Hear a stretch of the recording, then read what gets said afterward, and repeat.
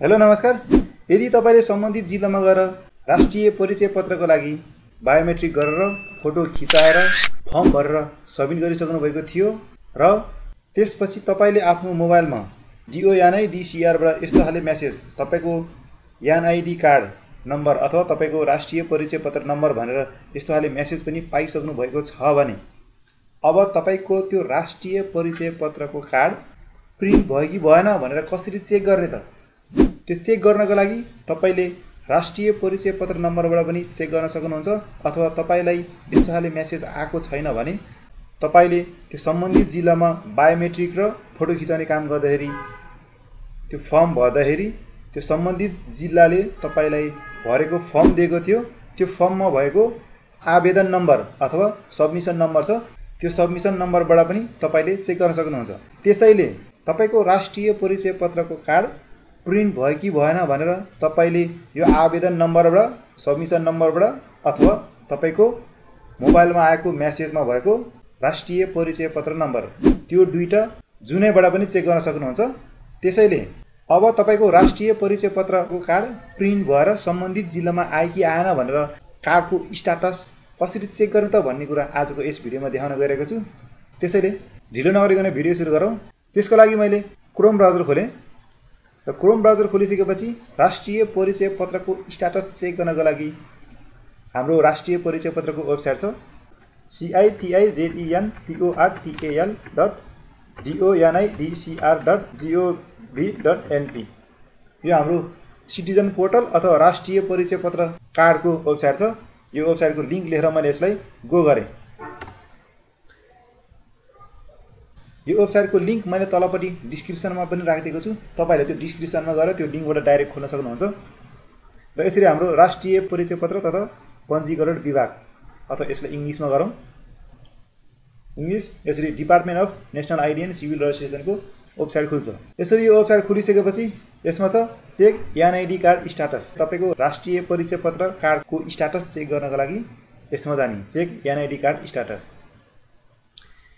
यसमा गएपछि यसमा आएको छ check national ID card status भनेर भनेको छ। यसमा हामीले दुई तरिकाबाट चेक गर्न सक्छौं। यसमा छ रिक्वेस्ट नम्बर आरएसएन। तपाईले सम्बन्धित जिल्लामा गएर बायोमेट्रिक फोटो खिचाउने काम गर्ने बेलामा जुन तपाईले पाउनु भएको फर्म थियो, यस्तो खाले फर्म, यो फर्ममा भएको आवेदन नम्बर अथवा सबमिसन नम्बर, यो सबमिसन नम्बर यसमा राखेर पनि चेक गर्न सक्नुहुन्छ। अथवा तपाईलाई मोबाइलमा यसरी डिओ यानै डिसिआरबाट नेशनल आइडेन्टिटी नम्बर भनेर मेसेज आएको छ भने त्यो नम्बर यसमा राखेर पनि चेक गर्न सक्नुहुन्छ। त्यसरी सबमिसन नम्बरबाट चेक गरेर हेरौँ, तपाईको आवेदन नम्बरबाट चेक गरेर हेरौँ। मैले यसमा आवेदन नम्बर राख्छु, आवेदन नम्बर राखेँ। मैले यो एउटा मात्र राखेर चेक गर्छु। अहिले तलपट्टि यो क्याप्चा भनेको छ, यो क्याप्चा यो तलपट्टि देखाएको कोड हान्ने यसमा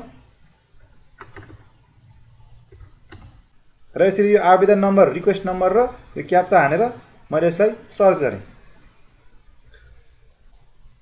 सर्च गरिसकेपछि केही बेर लोडिङ हुन्छ र यसरी आउँछ।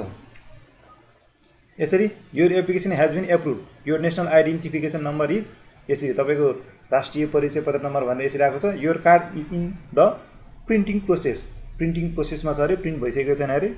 After some time you will receive an SMS notification when the card arrive at the location where you register your details भनेर भनेको छ।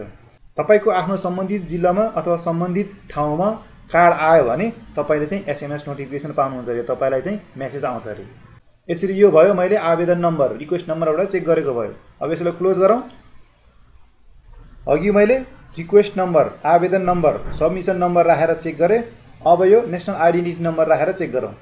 यसमा मैले नेशनल आइडेन्टिटी नम्बर राख्छु र चेक गर्नको लागि फेरि यो क्याप्चा राख्ने र यसलाई सर्च गर्ने। यसरी फेरि यसमा आयो your application has been approved, your national identification number is यति, your card is in the process of being transported, dispatch to the relevant district, after some time you will receive SMS notification when the card arrive at the location where you register your details. यो मैले अर्को national identity number राखेको थिएँ, त्यसैले यो वाला number being transported हुनेछ अरे, प्रिन्ट भइसक्यो यो। अब पठाउन मात्र बाँकी छ अरे। अब पठाइसकेपछि तपाईलाई फेरि एसएमएसमा नोटिफिकेसन आउँछ, तपाईलाई एसएमएस आउँछ। यसलाई क्लोज।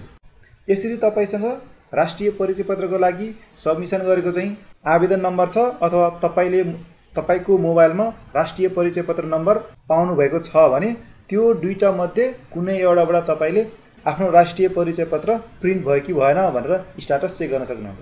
भिडियोलाई अन्त्यसम्म हेरिदिनु भएकोले तपाईलाई धेरै धेरै धन्यवाद।